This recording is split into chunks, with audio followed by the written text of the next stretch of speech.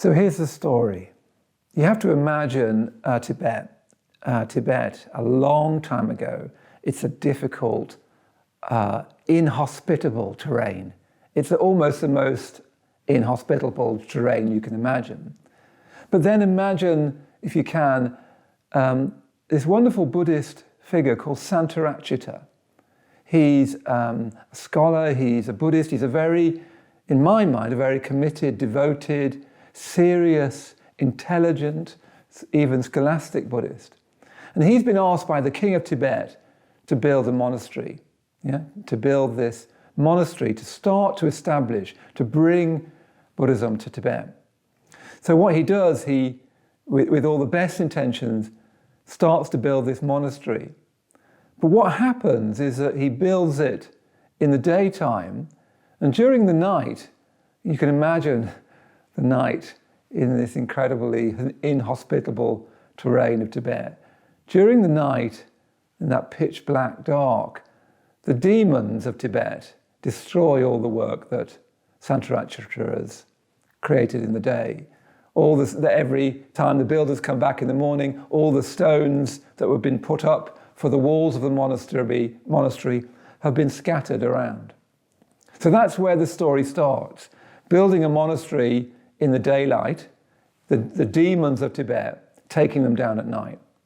You couldn't get a better image for our human situation, could you?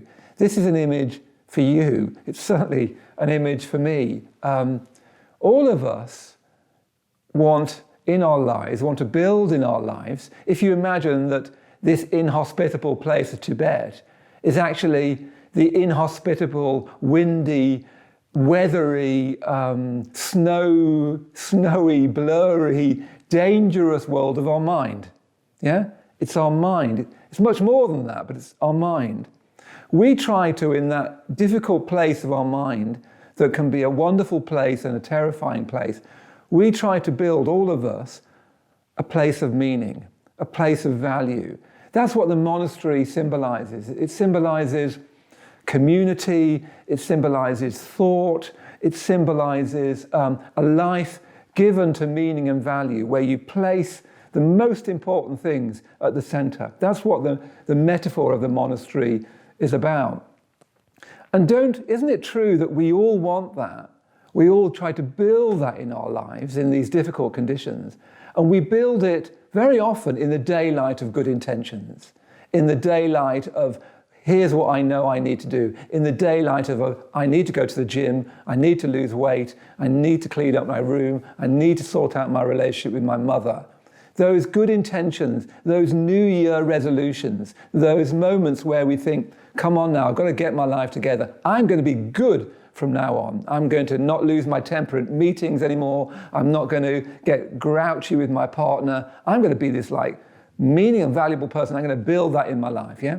We're all like that, don't we? In the daylight of good intentions, we build a monastery in our mind. And then come the night, the demons take it down, yeah?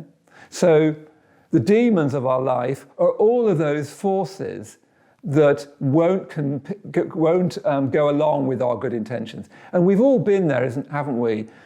Giving up smoking, giving up drugs, giving up partying, giving up casual sex. We've all tried to do the good thing, only to find ourselves destroying the monastery in the nighttime that we tried to build in the daytime. So do you see how the first thing we need is to recognize that trying to live on the basis of our good intentions will actually undermine us. We try to do something in the daylight, we take it down. You know yourself already, don't you, that you keep telling yourself, here's what you should do this, do that, do the other, and then you either ignore it, or you just go on Facebook and distract yourself, or you just go onto your Twitter account or your Tinder account or whatever it is. Do you have accounts on Tinder? Anyway, do you see what I mean? That we try and tell ourselves to do stuff, and then we ignore it, or we distract ourselves, or we do something completely different. So the first thing to make your life truly meaningful is to square up to that, is to face up to that, and see that we're building a monastery in the daylight that we take down at the night.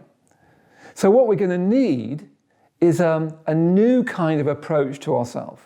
yeah, a new kind of way of being that takes all of ourselves into account, that's not just a good intention, that's not just a bright idea, not just a daylight thing, but an ideal, an intention, a quest for meaning that takes in darkness, that takes in demons, that takes in all those forces in ourselves and around us that try and undo ourselves, that try and destroy what we're trying to build.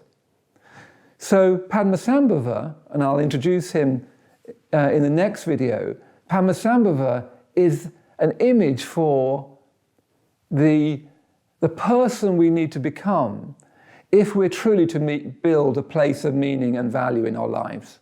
Otherwise, we're all good people. I have hardly ever met somebody that I haven't thought is just a basically good people. I meet good men, I meet good women, I meet lots of good people. I see them trying their best. I see them building this monastery in good intention, meditating, practicing mindfulness, and I see it being taken down at night. So we need a new image of what we could be.